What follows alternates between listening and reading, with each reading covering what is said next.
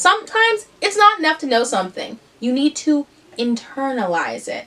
And if you want to internalize frugality, you should read Meet the Frugalwoods by Elizabeth Willard Thames. Hello, hello, welcome to my video. Hello, hello! Here's what basically happened. A woman named Elizabeth graduated college and asked herself this question: what should I do with my life? She figures she's just gonna do what everyone else is doing. In other words, she's gonna get a job. But there's a catch. She went to a no-name university and graduated with a liberal arts degree. In other words, she's unemployable. As a result, she ends up volunteering with the AmeriCorps, which gives her a $10,000 stipend and access to food stamps. She does this in New York.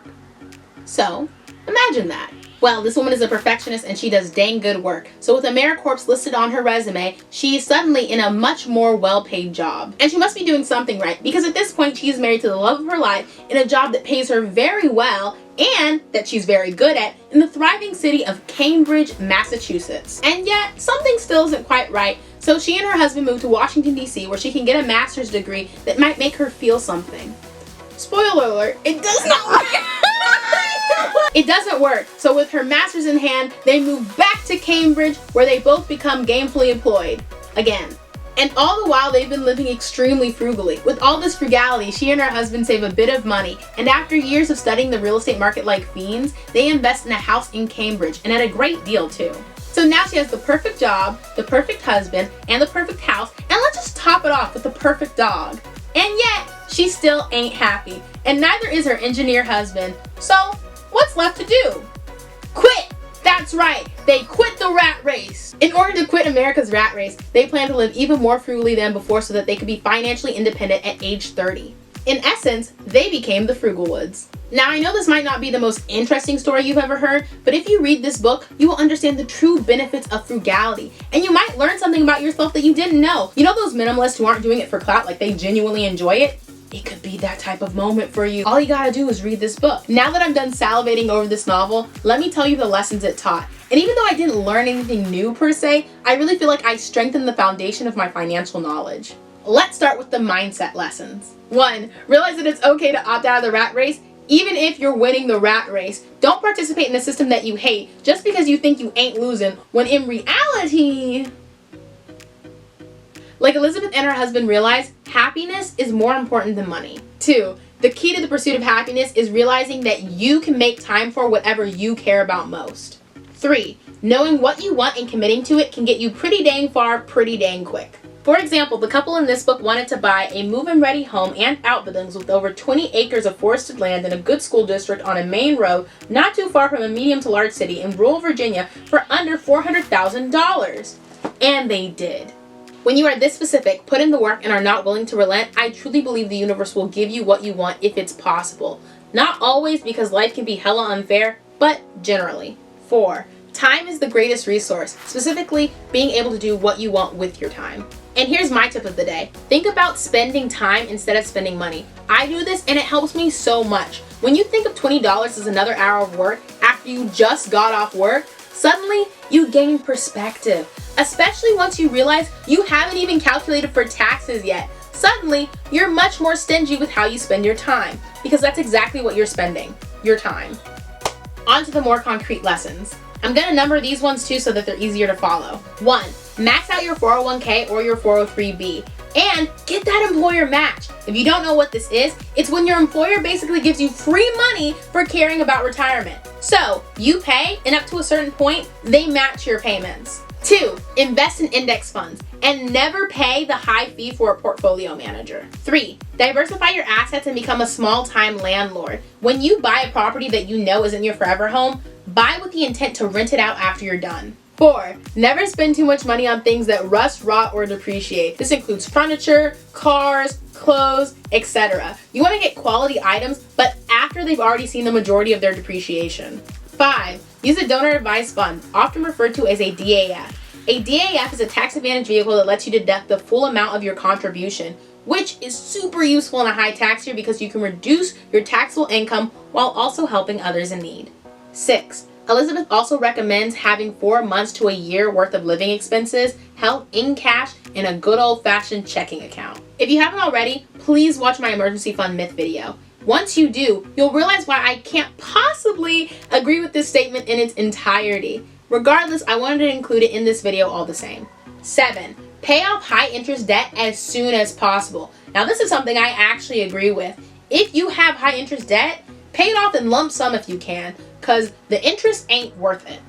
P.S. I consider high interest debt to be 10% or over, in which case I would run, not walk, to put out that fire. 8. Beware of continual expenditures and subscriptions, like makeup or cable TV. Let's look at the example of a $75 per month cable TV subscription. You could pay $75 every month for 30 years, spending a grand total of $27,000. Or you could put $75 in the stock market every month for 30 years and let your money grow to $92,000. In conclusion, beware of your continual expenses and learn how to invest the money you save. Honestly though, this book isn't amazing because it's teaching you so many things. It's amazing because it really resonates with you. Because keeping up with the Joneses is a game of negative returns. America's consumeristic marketing says that you can be happy if you just spend a little bit more, which has us collectively working jobs that we don't like for the rest of our lives, or for at least the next 40 years. All the while, we're continually upgrading our lifestyle, trying to reach the promised Neverland, which, spoiler alert, doesn't exist.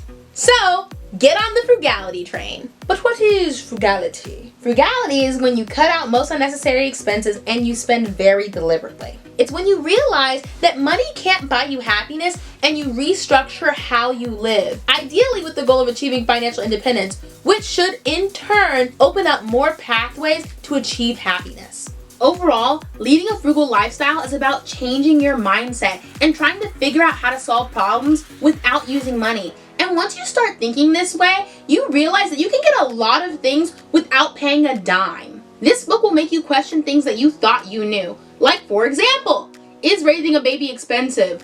Well, not necessarily. At least not for Elizabeth, who made a fully stocked nursery for $20. She just told everyone around her to send her their used baby stuff. And because babies age out of things extremely quickly, she got a ton of things for free. Which is perfect, because babies don't care if their toys are slightly used. You could legit give them a bag of nuts and bolts and they would be like, fascinating. And they're definitely not going to comment on their crib and be like, is this oak, or did you just get me some basic already used pine?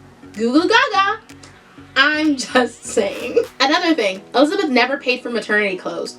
Why? Because there were a bunch of women dumb being pregnant just waiting to give away their newish but now useless wardrobe. This is what I mean when I say this book creates a mindset, because when you start seeing through the lens of frugality, you start seeing opportunities everywhere. If you're into anything I've said today, check out the FIRE movement. That's F-I-R-E. Also, follow Mr. Money Mustache. And while you're at it, go to frugalwoods.com. Really immerse yourself. Just to be clear, frugality is not for everybody. Take me for example. I am very frugal. Except when I'm not. Like this week, I bought a $40 top that makes me so happy. Like, I have literally drawn out designs of this top for the day when I would see it. And then I finally got it. This is all to say that you can take some of the principles from this book, all of the principles from this book, or none of the principles from this book. Find a lifestyle that works for you and roll with it. But if you're currently living a life that doesn't work for you, at least make it a cheap one. Alrighty, I'm assuming that if you're still on this video, you're interested in frugality and want to try out some form of it. In which case, there's only one thing left to do. You guessed it, it's time for our actionable step of the day. The first step to being frugal is tracking your expenses. If you don't, you're probably going to end up making some not so frugal purchases. That's why the actionable step of the day is downloading Mint. I will do it with you. JK, I already have it downloaded on my phone. So I guess the second actionable step is actually setting it up. So while Mint is re-downloading, I am going to answer the question on everybody's mind. Do I recommend this book? What do you think?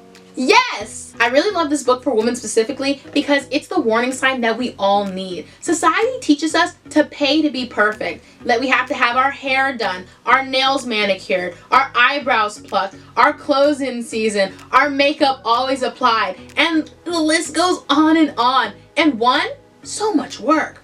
Two, so expensive. Honestly, I can't say it better than the author herself. All this does is enroll you in an endless carousel of consumerism that spins around and around, promising you'll reach perfection after the next turn, but instead pummels you with prompts to buy more stuff.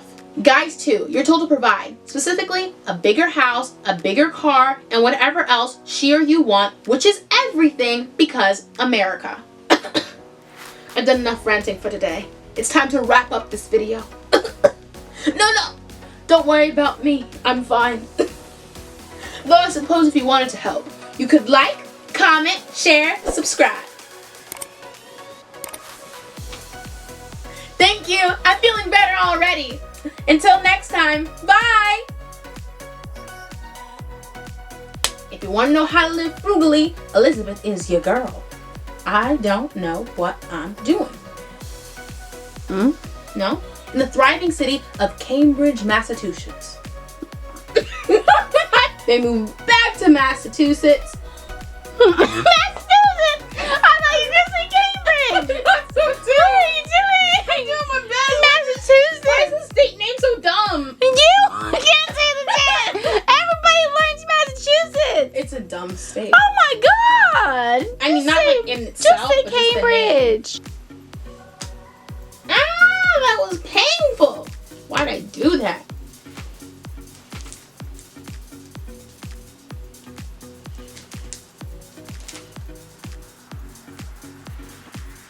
Oh my goodness.